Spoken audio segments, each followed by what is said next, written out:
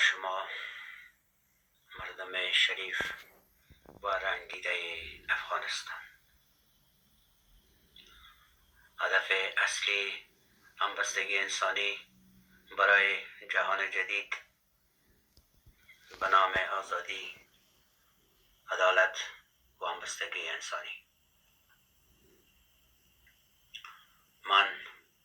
من حیث مؤسس و مسئول صدای ستمدیدگان افغانستان برای همبستگی انسانی و جهان نو، با عزم راسخ و ایمان قوی به انسانیت، حقوق برابر و آزادی همه انسان ها، اهداف اصلی این همبستگی را به شرح زیر اعلام می دارم. حمایت از حقوق بشر. ما متحد به دفاع از حقوق اساسی همه انسان ها بدون در نظر گرفتن مذهب، قومیت، ملیت یا عقاید سیاسی هستیم. مبارزه با تبعیض و بی‌عدالتی. ما هر گونه تبعیض بر اساس نژاد، دین، جنسیت یا عامل دیگر را محکوم کرده و برای برابری و عدالت اجتماعی تلاش میکنیم. قوت همبستگی جهانی. ما بر این باوریم که اتحاد بین ملت‌ها و جوامع میتواند صلح و پیشرفت را برای بشریت به ارمغان آورد.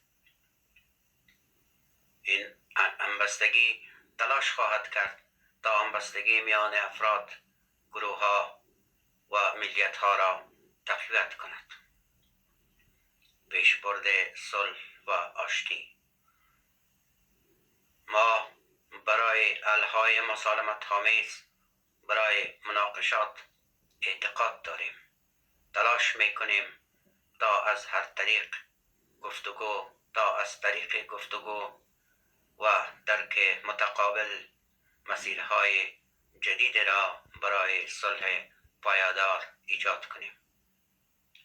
حمایت از ستمدیدگان و آسیب دیدگان. این همبستگی صدای کسانی است که در برابر ظلم و استبداد ایستادگی می کند و برای حمایت از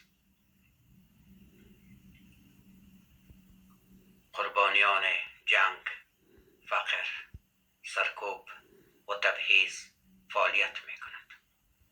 گسترش آگاهی، آموزش. ما بر این باوریم که آگاهی و آموزش کلید پیشرفت جوامع هستند.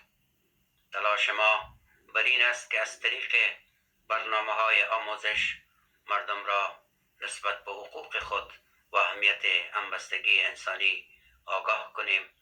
ما از همه آزادی خواهان، طرفداران همبستگی انسانی و حامیان و فعالان حقوق بشر دعوت میکنیم تا با پیوستن به این جنبش همبستگی در ساختن جهان نو بر پایه احترام به حقوق بشر، عدالت اجتماعی، برابری و همبستگی انسانی سهیم شوند.